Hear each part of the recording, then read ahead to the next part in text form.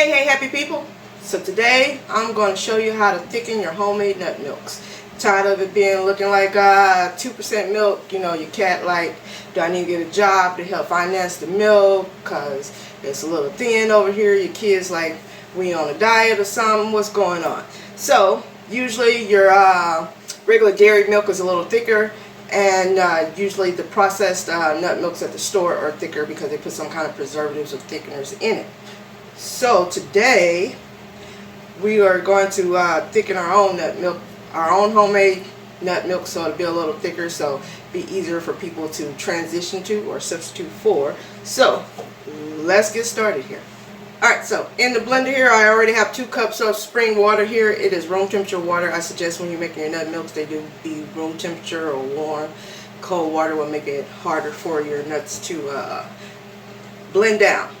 I have 1 cup of Brazil nuts. We're making Brazil nuts today. This recipe will work for any nuts or seeds.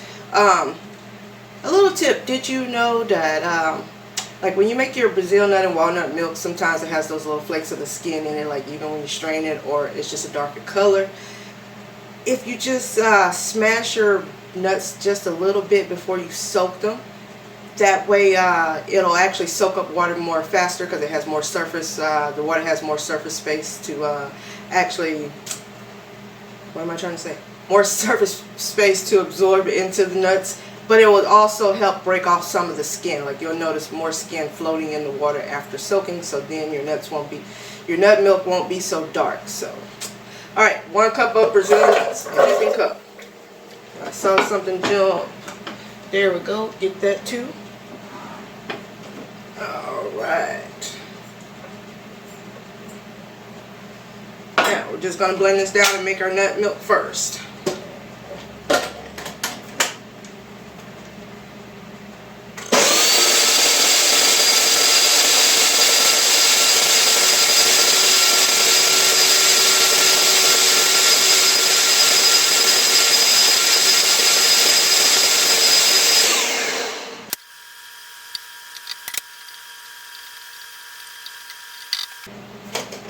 Move that back there.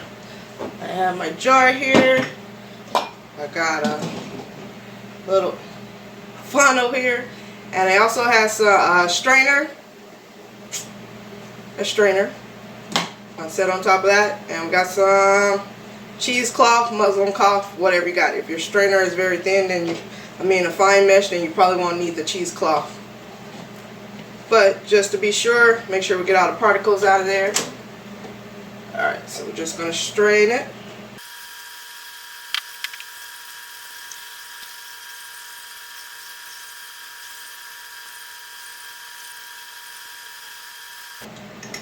Alright, now set that to the side.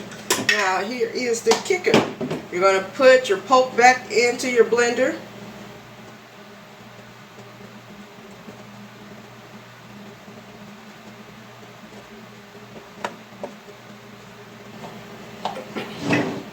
Make a mess while you're at it. That works.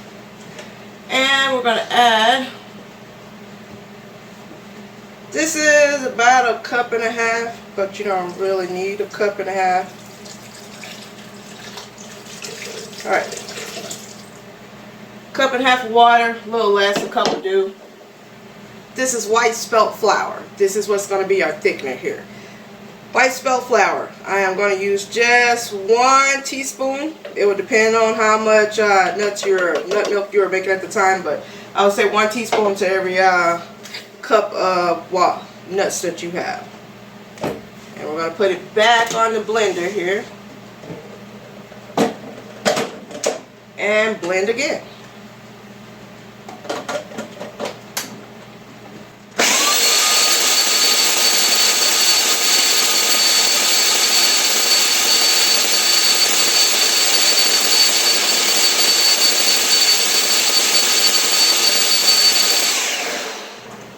Alright, so that's been blended again. So now we're going to take a pot here, a saucepan, and you're going to strain it into your saucepan because we're going to heat this part. This is what pasteurization is all basically about. So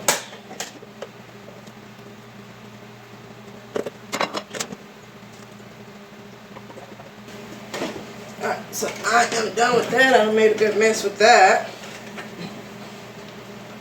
Set that over there. Same process, strain your milk here.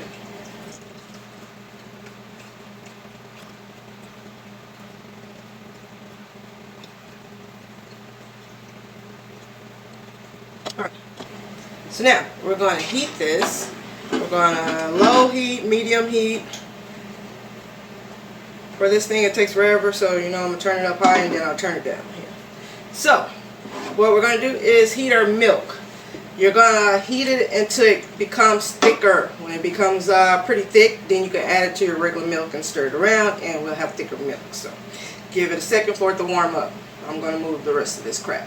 I'll be right back.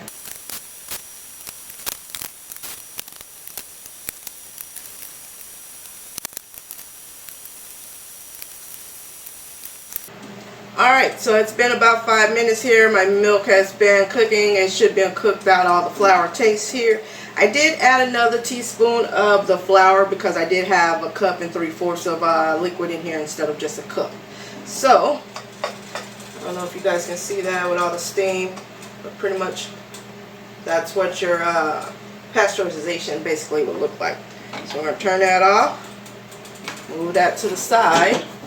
And now all we have to do is just add it to our other milk here.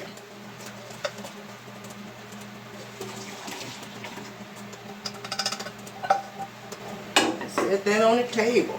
I got enough scratches on here and stuff already.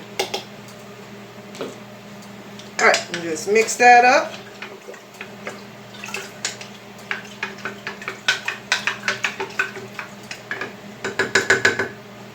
And that is it. You have a thicker nut milk. Put this in the refrigerator, of course, let it cool off. It will thicken a little bit more, but you will have a thicker nut milk to use and substitute regular milk. It won't be so thin. It won't look like the 2%. Like I say, your cat won't be trying to find a job to substitute the income for the milk. And that is it. Put this in the refrigerator, let it cool off, and then you can use it just like you use normal milk. If you are needing a thicker nut milk or seed milk or whatever kind of homemade milk you're making, and the recipe is calling for like a milk that has a lot of fat, I would suggest adding like a little oil to this, like some avocado oil or the alkaline butter at MrStayHappy.com. That's usually what I would add, and I would just blend it up really good, and then you can use that as a substitute for any kind of milk that is used.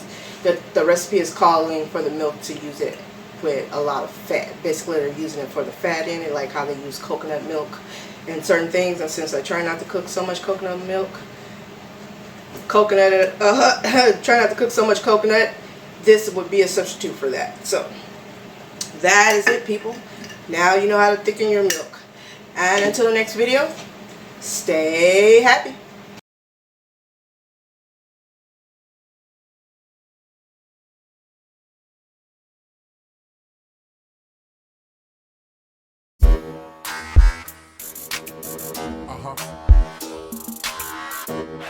Uh-huh.